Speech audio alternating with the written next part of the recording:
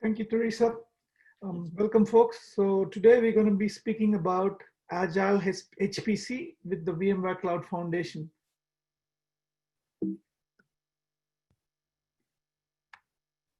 So I am Mohan Poteri. I have more than 20 years experience in IT infrastructure.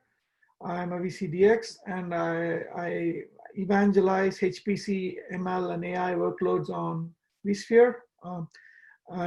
Today I will be talking to you, focusing on HPC and how it works in a VCF environment. Na, why don't you introduce yourself? Hi, everyone. I'm a senior member of technical staff working at VMware Office of CTO. I focus on HPC and machine learning in terms of performance, best practice, reference architectures, and other solutions. Thanks. So today we're going to kind of introduce you to VMware Cloud Foundation, kind of how it's relevant to HPC, and then we look at HPC workloads. We'll look at how traditional HPC was operated and how when virtualized, it can be virtualized. And we look at performance. We look at some machine learning on VCF as well, not going into too much detail there. The machine learning, as you know, is also part of HPC, but it's not the only portion. We also look at concepts like NSX microsegmentation for HPC, looking at interesting HPC solutions and projects.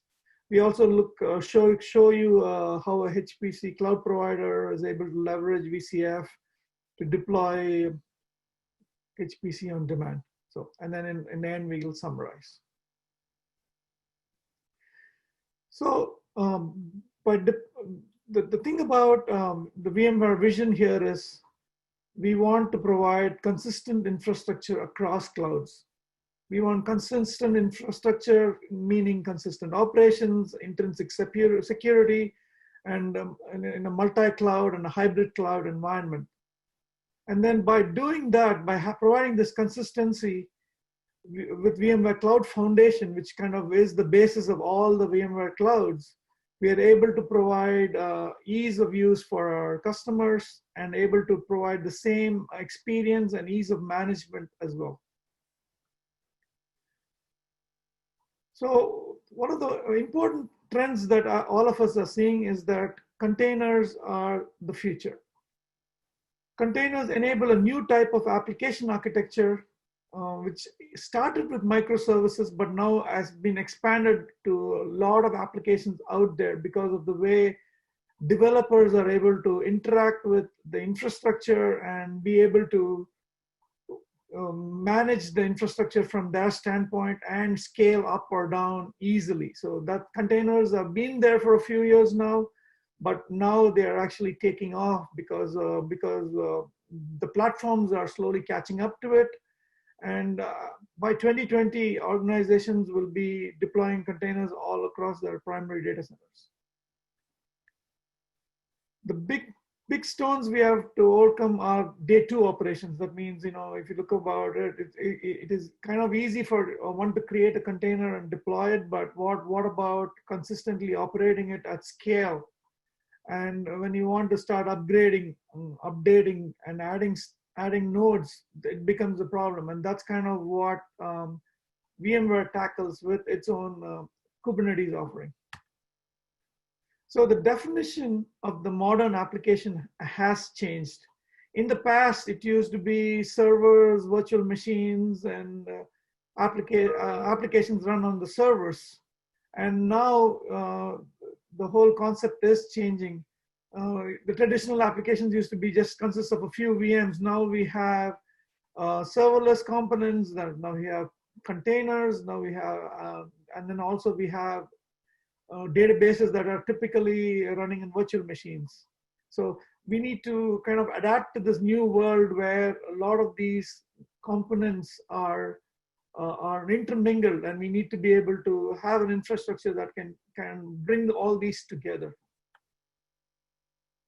So VMware Cloud Foundation 4 with Tanzu is, with VMware Cloud Foundation 4, it includes vSphere 7 that it provides the Tanzu platform. And Tanzu provides the foundation for the hybrid cloud platform. Like infrastructure, the infrastructure owners, the IT operators, the developers are able to interact with each other, and then through, like, the developers interact with the Tanzu Kubernetes grid service, whereas the IT operator or the VI admins are able to interact with the infrastructure using traditional vCenter, and so both these worlds are brought together in the VMware Cloud Foundation with Tanzu. And so, as I mentioned earlier in the previous slide, we had these worlds of containers and VMs and static infrastructure coming together. And as you can see, we provide the capabilities for these different worlds to kind of come together. And so the VMware Cloud Foundation provides the full integration with all the components. It can be leveraged in the data center, at the edge, at the service provider, and the public clouds. So all major hyperscalers, including AWS, Azure, Google Cloud, and now Oracle, actually have a VMware offering. So you can seamlessly operate those environments like you do your current environment as well. So it is all the foundation of all of this is VCF, even though there might be a few different variants of it, but the look and feel and the foundation is all VCF. So all the capabilities of VCF are usually available across these different platforms. So VCF can be deployed in your own environment and managed by your own team. It can also be accessed as a service that VMware manages at the VMware Cloud on AWS or other cloud providers, like I mentioned, VMware Cloud on Azure or VMware on Google Cloud. It can also work with some of our VCPP partners who are also running VCF. And it provides a broad level and a flexible consumption model in the cloud environment. And so you get the same in your private cloud and your hybrid cloud and your multi-cloud environments. So let's look at some of the things that the latest VCF offerings have. To some extent, what we used to call SDDC has transformed to be the VCF now. So because it is the foundation for all our cloud offerings, so that's kind of the name change. There's also a product called VCF that we initially had that still exists, but VCF was more of a concept now because it represents the SDDC. So vSphere 7, right? And in vSphere 7, we introduced simplified lifecycle management for your cloud infrastructure, the ability to discover, manage, and deploy software and hardware upgrades across your infrastructure, flexibility to use RESTful APIs for automating your infrastructure. It also provides intrinsic security through remote attestation of sensitive workloads, through ADFS and other components. With vSphere 7 with Kubernetes, which is what Tanzu represents, it embeds Kubernetes into the control plane of vSphere. It unifies compute, network, and storage services. It provides a supervisor cluster where you actually run your Kubernetes pods on the infrastructure itself. In addition, it provides you the capabilities to run guest clusters. So it provides you the capability to deliver Kubernetes as a service to your developers, and you're able to converge your VMs and pods in a single infrastructure. And from a storage standpoint, VMware Cloud Foundation provides a highly performance, highly scalable storage with vSAN and traditional storage that VMware supports with VMFS. We provide the capability for storage policy-based management. Storage policy-based management enables data management regardless of scale and provides ease of use. And as I mentioned, the VCF supports all different frameworks, so VMFS, NFS, and all the things that you're used to, in addition to vVols and vSAN. The other important component of the VCF 4.0 is NSXT 3.0. It provides a modern application development infrastructure. It supports, NSXT also supports Kubernetes in addition to supporting all its features available for VMs and other traditional workloads. It provides IP address management for developer personas. It provides network segmentation for the supervisor cluster and the guest clusters. It provides firewall isolation and load balancing and other capabilities that are traditionally available in high-end networking infrastructures. And it also provides, security. It provides distributed firewall that you're probably familiar with. So you can provide east-west security so that you can protect a VM at a granular level or a pod at a granular level. And so these kinds of capabilities are brought down into the VM and the pod level, making it easy for you to manage your infrastructure. And last but not the least, we did introduce vSphere Bitfusion as part of VCF. So it provides you a capability to pool your GPUs into servers and able to offer GPU as a service to your customers.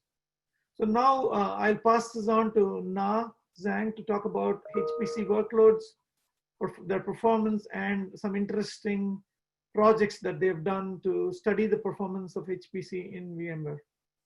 Now take it over. I'll stop sharing now. Yeah, thanks, Mohan.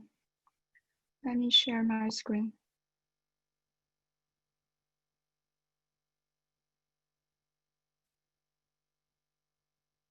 Okay, can you see my screen? Yes. Okay, thanks. So let's talk about HPC workloads. So you can see on the left side of the slide, I have listed some HPC workload characteristics. On the right-hand side of the slide, you can see a list of typical HPC workloads. It has a wide range. For example, mechanical design, or chemical engineering, or geosciences, or biosciences. Another typical emerging HPC workload is deep learning, because it shares a lot of HPC workload characteristics. For example, it's very computational intensive. It's also storage intensive because you have a lot of data. And it's also often parallel, and also it heavily leverage HPC compute accelerators such as GPU. So on this figure, you can see there are two major HPC workload types. The first one is high throughput workloads. The second one is parallel distributed workloads. The parallel distributed workloads heavily leverage MPI libraries. So it's also called MPI workloads. So the major difference between high throughput workloads and the parallel distributed workloads is the parallel distributed workloads has inner communication in a single job across different hosts. So it's much more challenging to run on the virtual environment.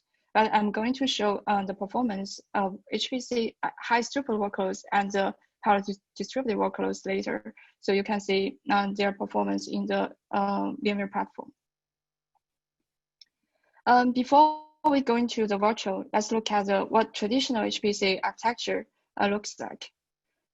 The traditional HPC architecture is basically in bare metal.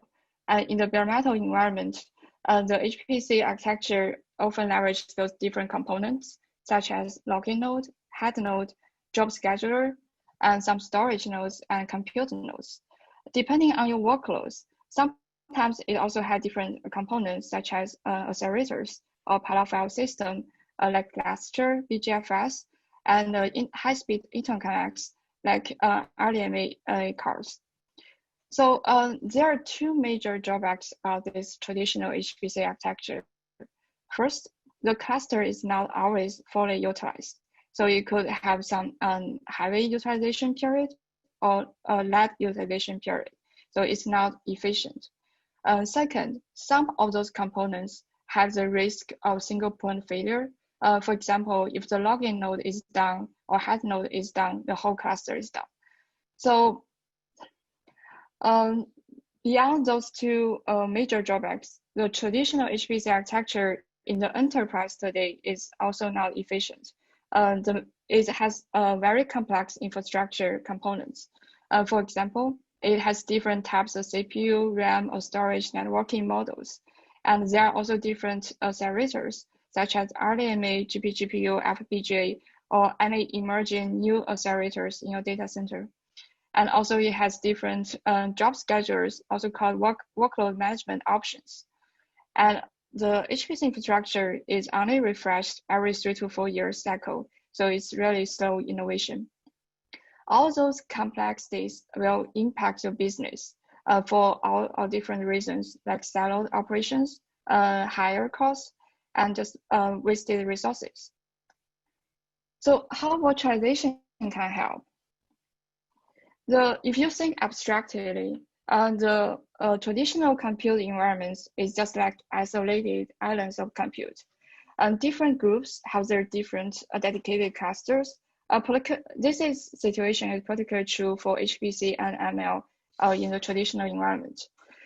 For example, some university, different departments, they have their different dedicated clusters. And also in some large organizations, different research team, HPC research team or machine learning research team, they have their own small clusters. So this is not efficient. With virtualization, it's pretty straightforward. It's no longer necessary to maintain separate individual clusters. It just can be managed by one central platform. On this centralized platform, you can run VMs with different operating systems and software components. So basically with virtualization, you introduce a lot of basic virtual machines benefit to the HPC domain. For example, the and also the cloud level benefits. For example, like the multi-tenant data security. We have some life science customers. They care about the data security for their research. So they really enjoy the NSXT multi-tenant data security feature to their HPC infrastructure. And another benefit is like for the resilience. Like I mentioned, the login node and head node will have more robust prevention from the single point of failure. And also the dynamic load balancing. We have some research study regarding the throughput performance with the DRS distributed resource scheduler. We can significantly increase the cluster throughput. And also research reproducibility. You can take a snapshot of the VM and you can reuse it later.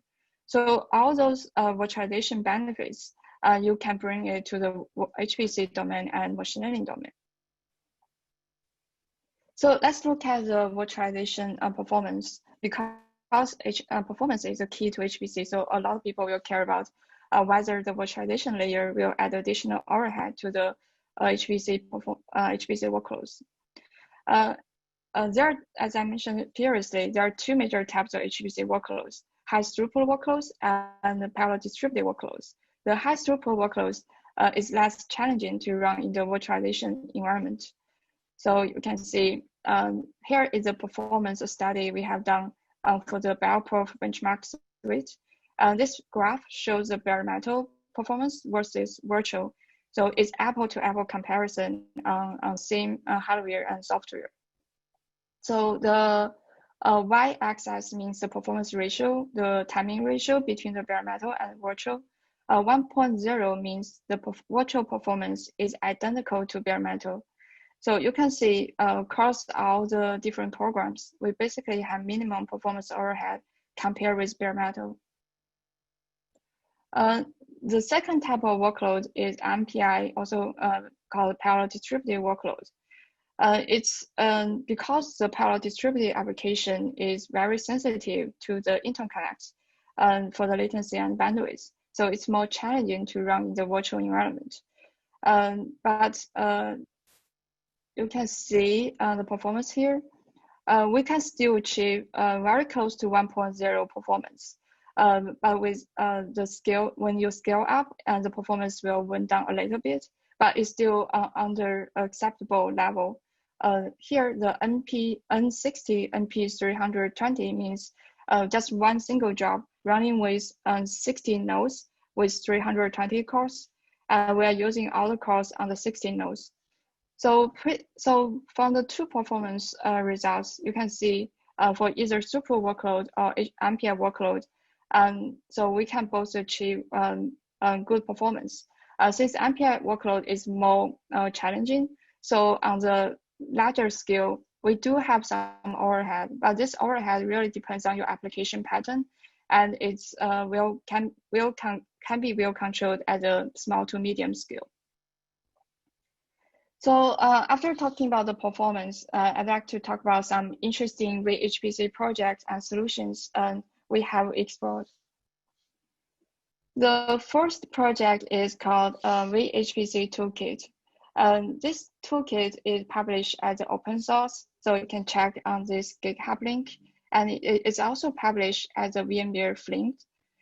This toolkit is designed to manage and configure some special configurations for HPC and machine learning by leveraging vSphere APIs. And it can also help vSphere admin to perform some common vSphere tasks. So what do I mean by special configurations? So since HPC and machine learning, they heavily leverage different types of hardware accelerators. So there are some special configurations to enable the hardware configurations in the VMware platform. For example, for the GPU, you need to configure the devices in the pass-through mode or direct pass-IO mode, or you can also configure in the NVIDIA vGPU share mode. And for the RDMA card, you can configure either in the pass-through mode or the single root virtualization mode, which you can make one physical function to be used as multiple virtual functions. So this toolkit can help you enable those configurations in pretty convenient way. A feature I want to highlight for this toolkit is it can also enable easy creation and destruction of clusters by just using some cluster configuration files. So it's a pretty convenient cloud automation tools. So for more details, you can check the open source page. Another project I want to introduce is the project Multiverse. So the toolkit was designed to provision some virtual clusters in a persistent way, but this project Multiverse is another alternative approach. So it's designed to enable create the infrastructure in a more dynamic way. We call it VM per job model. Basically, you can dynamically provision VMs for every incoming jobs. And after the job is finished, you can dynamically destroy the job. So as a proof of concept, we integrate with HPC Slurm scheduler. And every time a job comes in, the VMs can be customized to fit the job size and software requirements. We have done some performance testing. You can see by leveraging instant clone, we can achieve faster provisioning and much higher improved resource utilization and higher cluster throughput. So we are planning to open source this very soon. So for more details, you can check this paper published at this conference. The final project I want to introduce is NSXT performance impact study we have been working on. So we are trying to access the NSXT performance for HPC workloads. Particularly, we want to access DFW impact and the workload traffic impact, and also the DNS enhanced data path mode impact, and all the performance best practice.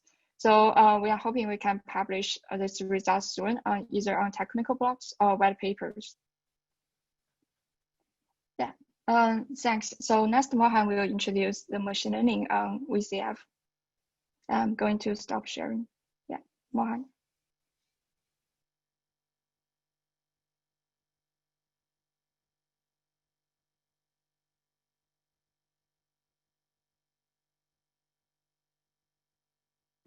Mohan, as we're waiting for you to share your screen, can I just do a friendly reminder to our partners that if they have any questions, they can put them in the Q&A.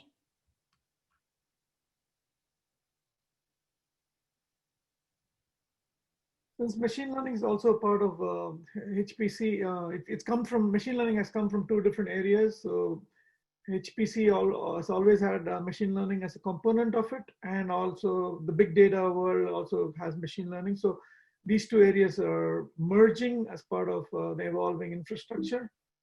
So next we'll look at some of the, we want to just highlight the capabilities of vSphere and VCF for machine learning, which is a critical workload.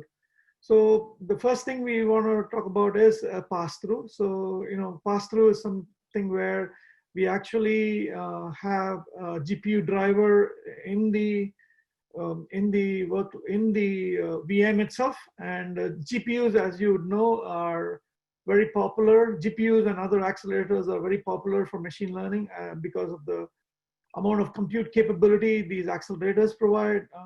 GPUs, for example, have thousands of cores and high-speed memory, so they can do a lot of the machine learning tasks much better than a traditional CPU. So a lot of the GPU-related machine learning tasks are offloaded from the CPU to the GPU, and so this is one of the the pass-through is one of the mechanisms that can be leveraged.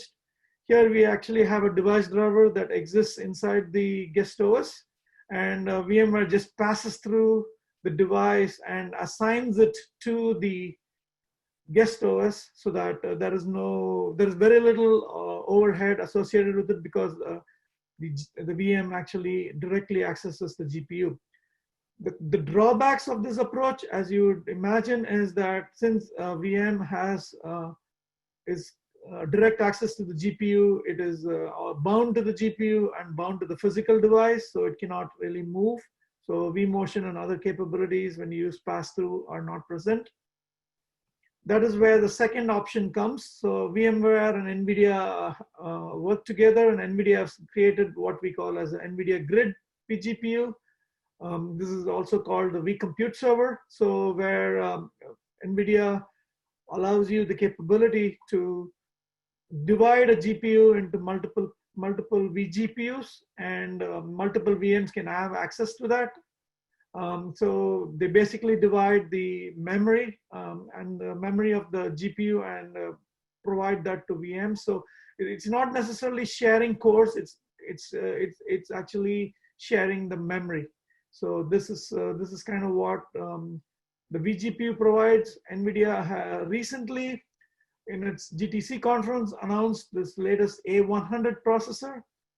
So there they have a concept called MIG, which actually helps divide the GPUs in a different way, where the GPUs actually do get compute also divided to some extent. So that is up and coming, the A100. But most of the existing GPUs, the current GPUs that are like the V100s and the T4s, that are still popular, leverage the vGPU mechanism. And the MIG also will have the vGPU mechanism, but there are two different modes that you can leverage. So in this case, since it is done at the hypervisor level, and the VM can actually vMotion. So that's one important distinction between the pass-through and the vGPU, is that the VMs can actually vMotion and be moved to a machine, another machine, physical machine that has a GPU. So that's kind of the big advantage here. So with pass-through, you get minimum impact on performance, but mobility is restricted, and GPU is bound to one VM. Here, multiple VMs in the NVIDIA vGPU, multiple VMs can share a GPU, and the VMs can also motion between multiple servers. Since there is some virtualization involved in here, there's a little bit more of a performance impact. We've seen like a 4 to 5% impact by using vGPUs, but it's still not significant.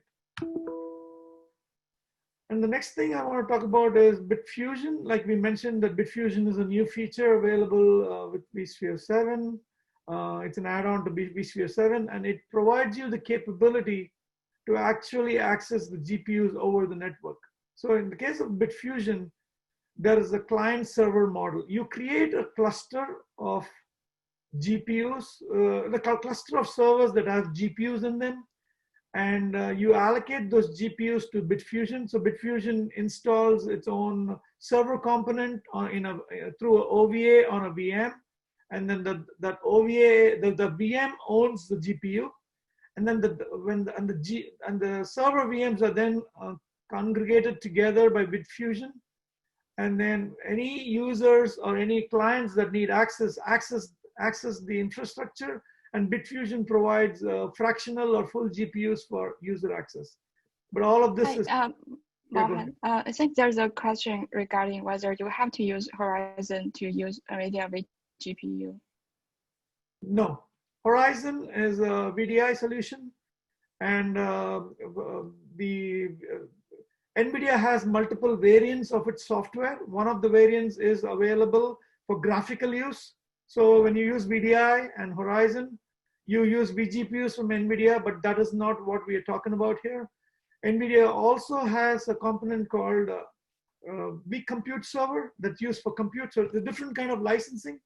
So the vCompute server is what we use for machine learning. Okay, so continuing on here. So Bitfusion allows you to access the GPUs. So GPUs over the network. You can use TCP or RDMA for access.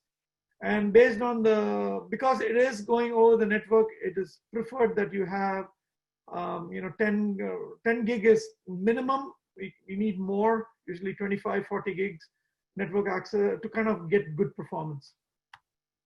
And we did do a performance study on Bitfusion as well. And as you see, there is some degradation, more degradation for 10 gig compared to 100 gig Rocky, but it still is usable with 10 gig on VMX-Net 3. And more than anything, Bitfusion provides you the flexibility to give your developers access to GPUs without having to have all the servers that they are running on having GPUs. Since you can access it over the network, you can literally have any compute cluster that you have access the GPU cluster, and you leverage Bitfusion for access. So now we'll look at some one of the major features that VCF provides is NSX. NSX provides micro-segmentation, and so this provides you the capability to do multi-tenancy for HPC workloads.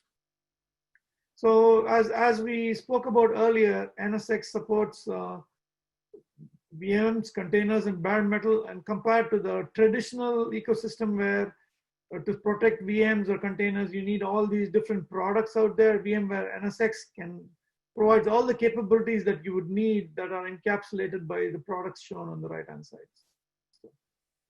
So now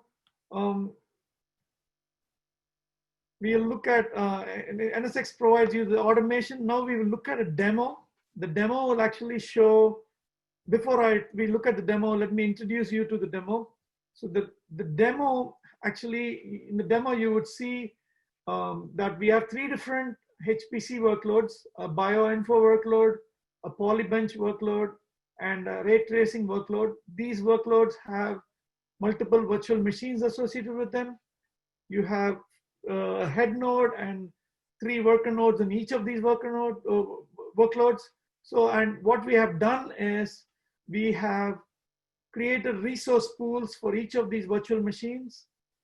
Each of these workloads, so each workload, the bioinfo workload, the polybench workload, and the ray tracing workload have their own resource pools, and the VMs are encapsulated in it. And what you will see here as I start the demo is how these virtual machines are managed from a security standpoint, and how we can leverage the resource pool mechanism to provide multi-tenancy. So through resource pools, you can actually also choose different levels of compute memory and networking bandwidth for the users. In addition, you can leverage the resource pools to create groups in NSX for security. The NSX we show here is actually NSXV, which was what, since this demo was made last year, the same concepts apply in NSXT as well. We have a firewall component here, and we have firewalls associated with it. For every resource pool, we've created its own set of groups. For example, For ray tracing, only the ray tracing VMs can talk to each other and the other VMs cannot talk to each other. These virtual machines can exist on the same subnet, can be adjacent to each other, even if, but if they are in the wrong resource pool, the security would be enforced and they can't talk to each other. So now what we will do is we'll actually show you one of the VMs that is running, and we're going to move that VM from one resource pool to another. We're going to move this polyhead VM from the polybench resource pool to, so we're trying to actually ping a VM from the polybench resource pool to a VM that's running in the bioinfo pool.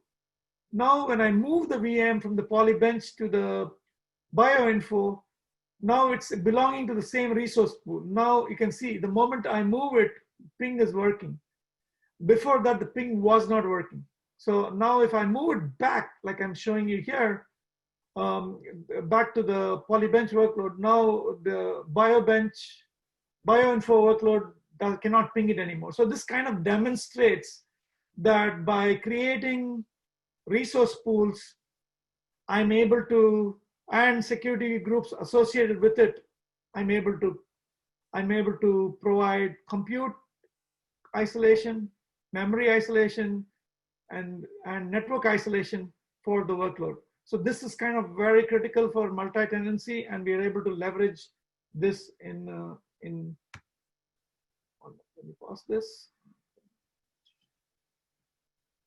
Okay, now let's move on to the next section. We look at, we talked about Tanzu and Kubernetes and how that is the new and upcoming area of infrastructure. A lot of workloads are moving to it. And so we feel that the road to the modern data center architecture for HPC will have to leverage Kubernetes. Kubernetes will be the orchestrator. Docker containers will kind of be the new kernel.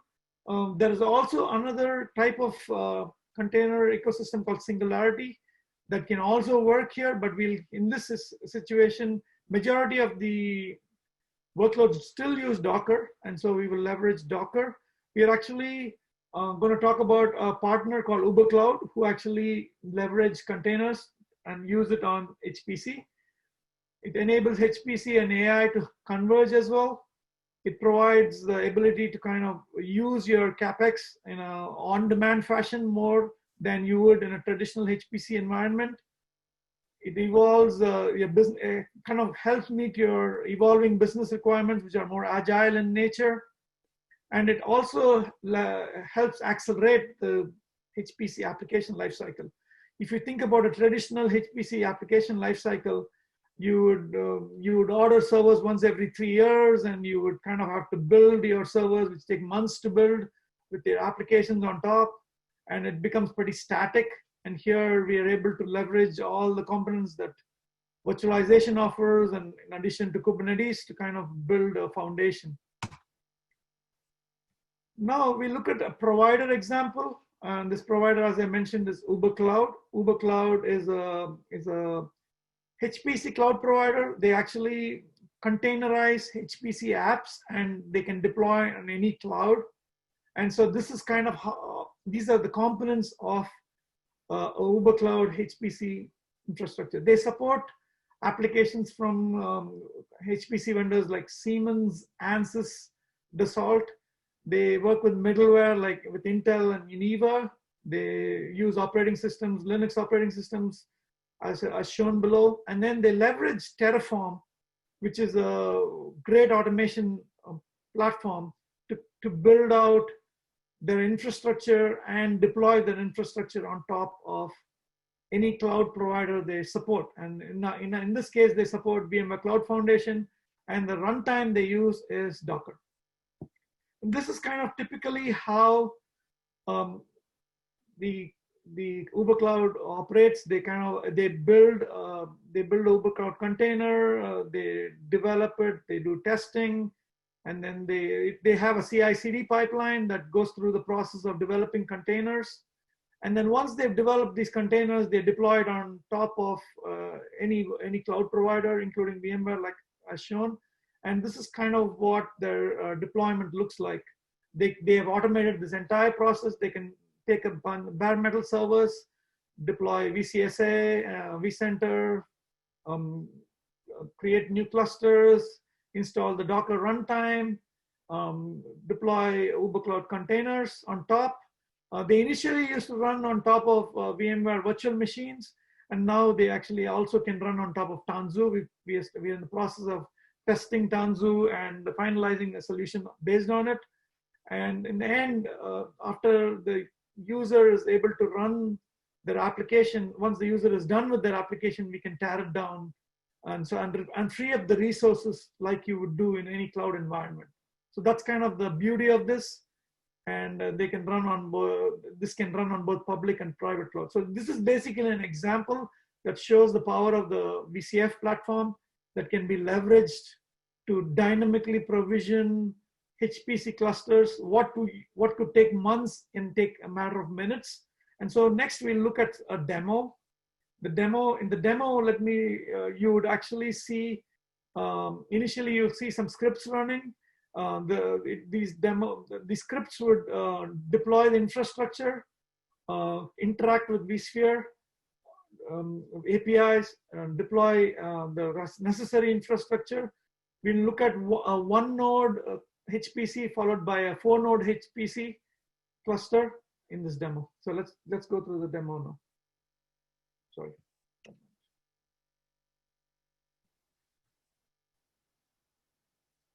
So here you see scripts running that are creating virtual machines in the infrastructure. They're interacting with, and this shows kind of the code used by Terraform to run these workloads.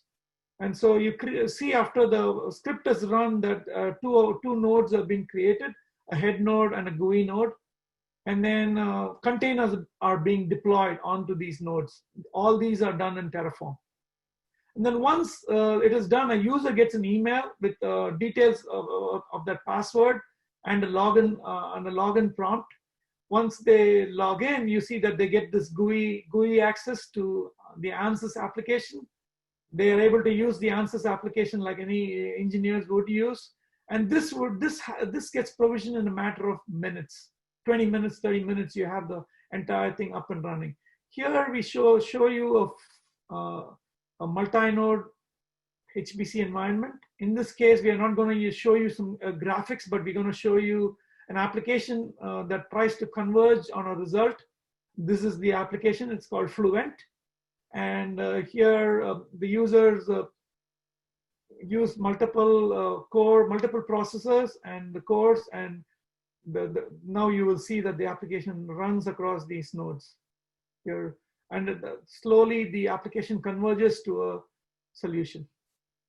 So this kind of leverages Terraform, vSphere, and UberCloud. So this shows the power of the platform. Basically, any cloud provider can potentially layer on top of Tanzu and vSphere, leverage automation utilities like Terraform to kind of build things on the fly. So in summary, I want to say that we have shown that for HPC workloads, VMware offers good performance for both throughput and MPI workloads. For HPC environments, we provide enterprise class virtualization and a cloud platform. We provide new capabilities not available in bare metal environments. Traditionally, HPC has been run in bare metal environments. Even now, 80% of the workloads are still bare metal, but they're all moving, as they all try to move to the cloud, public cloud, they see the need to virtualize. As you know, all public clouds are also virtualized. Even the instances available in public clouds are virtualized. And with the new container ecosystem available and Kubernetes taking on a major role in it, vSphere provides a great platform for that as well. We provide the increased flexibility and agility and higher throughput because you can leverage your infrastructure in a more elastic fashion. So this kind of showed you all the capabilities. Now I just wanted to show you some of the resources that you have for machine learning and for HPC that you can leverage. And if you, to end with, thank you for coming on to our webcast, and you can reach us at our emails address shown below.